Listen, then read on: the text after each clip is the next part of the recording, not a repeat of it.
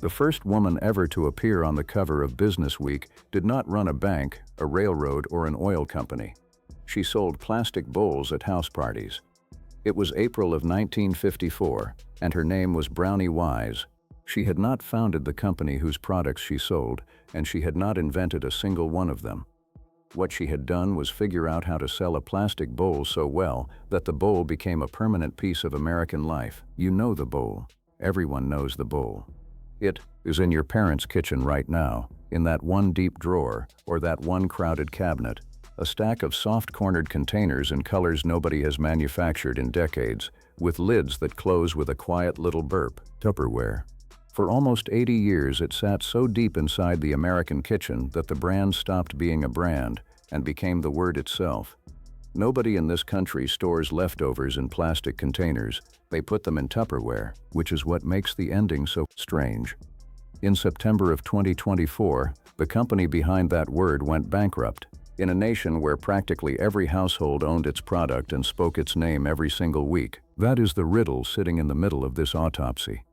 Tupperware did not lose the food storage war. It won that war so completely that its name became the English language's word for the entire category, and it still ended up on a bankruptcy docket in Delaware. The product never failed. The bowls last so long they get handed down like furniture, and the market for what they do is bigger today than it has ever been. What failed was the thing the company loved even more than the bowl. Tupperware would only ever sell to you one way, through a person, at a party. That channel built the empire, and the company guarded it for 70 years, long after the world that made it work had vanished. And there is a cruel joke buried in that. The firm that invented the airtight seal ran itself the same way, sealed against the stores, sealed against the internet, sealed against its own customers, until there was no air left inside. This is how a kitchen empire sealed its own fate. The story starts with a substance nobody wanted.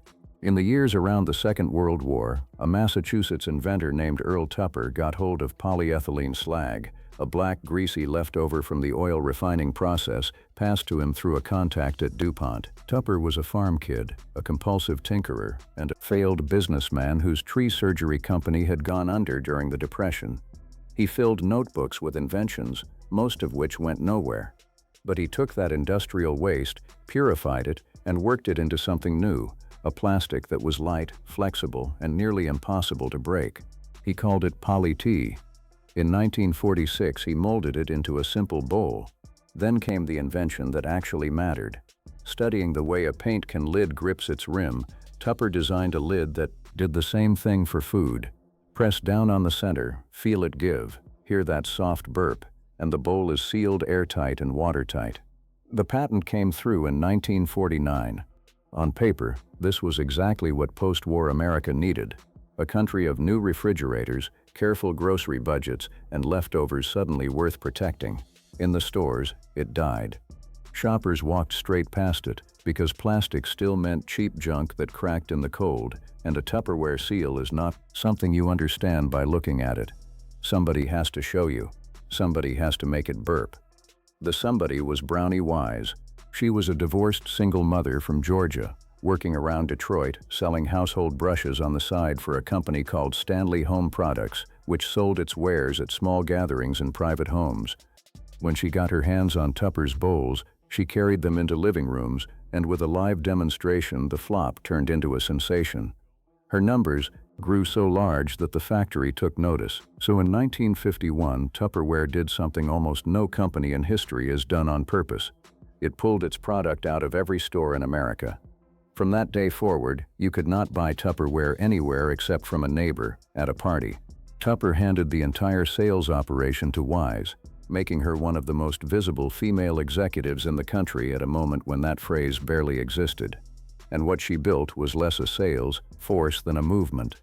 The Tupperware party gave the housewife of the 1950s two things her era denied her: a paycheck of her own and a reason to gather.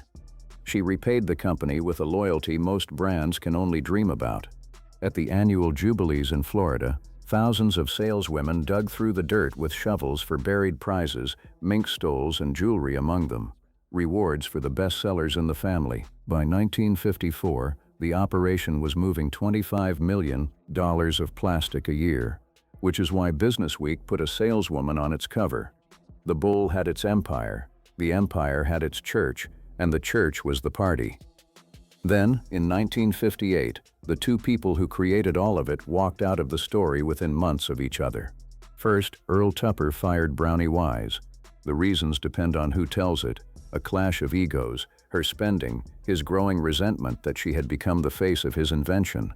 She sued for $1.6 million in damages and walked away with about $30,000, and the company set about scrubbing her from its official history like a deleted photograph.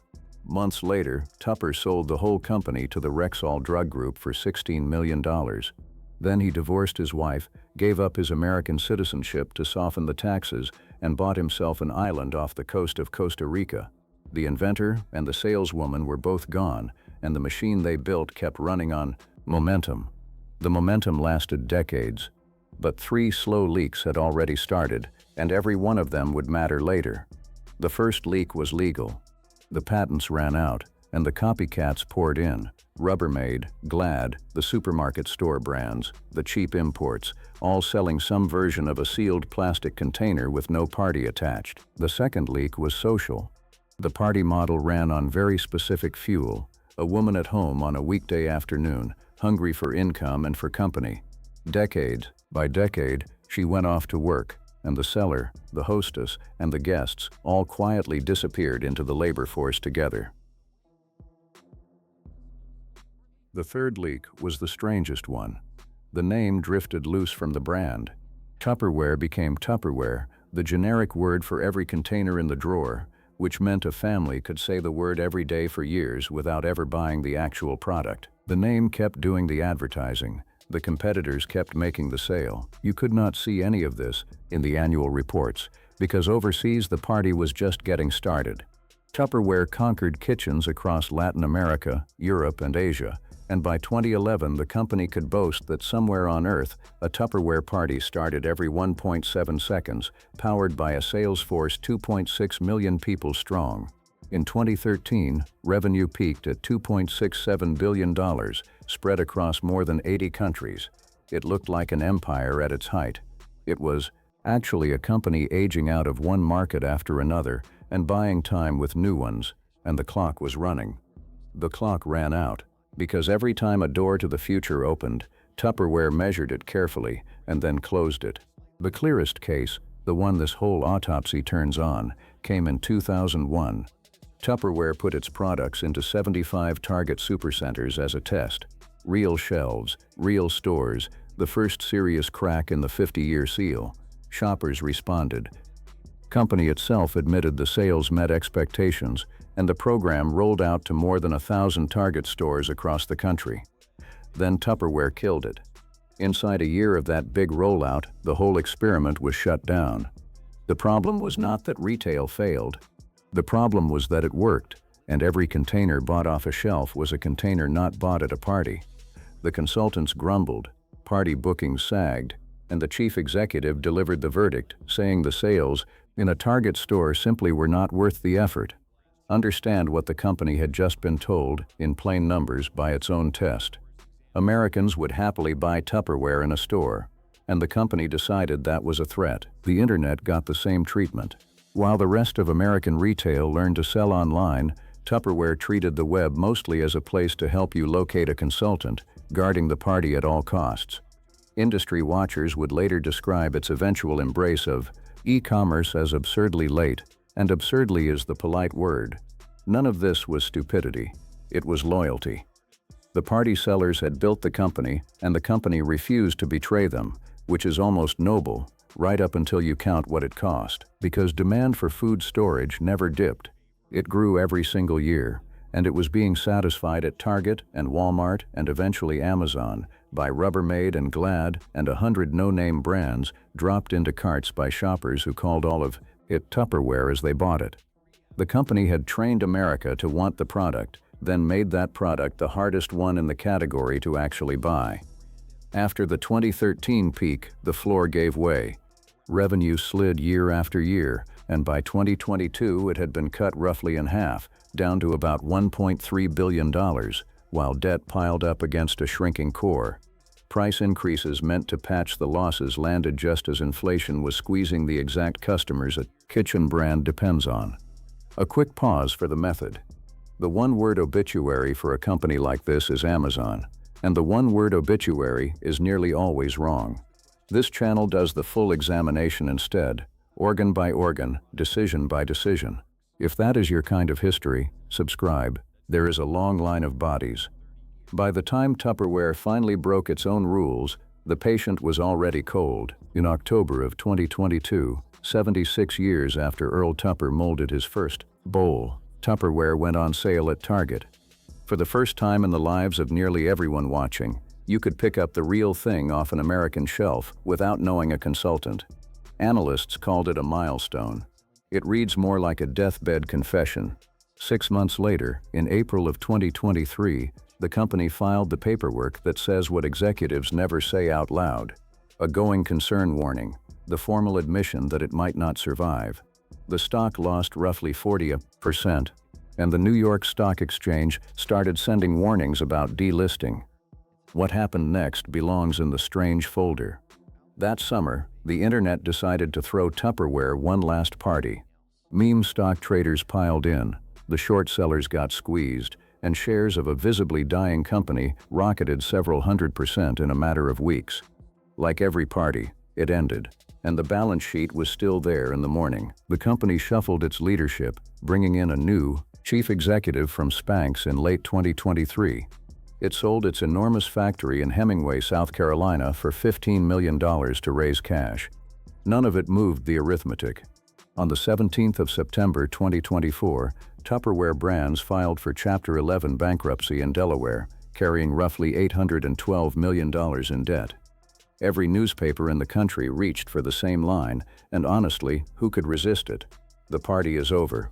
The quiet epilogue landed in that small South Carolina town. The Hemingway plant, the company's last factory on American soil, a place that in its best years had employed some 1,300 people, wound down with a final round of 148 layoffs as production moved to Mexico. The container that defined the American kitchen would no longer be made in America at all. So what survived? In the bankruptcy, the lenders took the keys. A group of investment firms bought the brand, name and its core operations for $23.5 million in cash, plus about $63 million in forgiven debt, pocket change against the $2.67 billion the name once generated in a single year. The entity they formed to do it carries a name so on the nose that no screenwriter would dare write it. Party Products. The new Tupperware Company, as the business now calls itself, is private, leaner, and notably unsentimental. It sells through the surviving consultants and through its own website and through retail partners, all three channels at once. Which is to say, it adopted, within weeks of the old company's death, the exact strategy the old company spent 70 years refusing. And in your kitchen, nothing changed at all. The drawer is still full, and a Tupperware bowl from the 1980s still burps shut today, which has always been the brand's quiet tragedy, a product so good you never need another one. The word will outlive the company too. Americans will be saying Tupperware 100 years from now, mostly while buying something else. So the finding on this death certificate is short. Tupperware was not killed by Amazon, or by plastic fatigue, or by changing taste. It died of channel loyalty, a company that mistook its distribution model for its identity, defended the moat until the moat became a wall, and kept pressing down on the lid until the seal was perfect. Seal anything tightly enough, even an empire, and eventually it runs out of air. Do you own a piece of real Tupperware? And is it older than you are? Did you ever sit through an actual Tupperware party, or throw one? And did you buy the bowl because you wanted it or because your neighbor was watching? Does it go to Earl Tupper for casting out the woman who built his empire and cashing out to an island? To the executives who strangled every new way of selling in order to protect the old one, or to all of us who said Tupperware every week and bought Rubbermaid every time? One last question. The new owners are selling the real thing in stores and online right now, the way it arguably always should have been sold. Would you buy it, or did the part worth buying die with the party? Drop whatever you find in the comments. Every good party ends up in the kitchen anyway.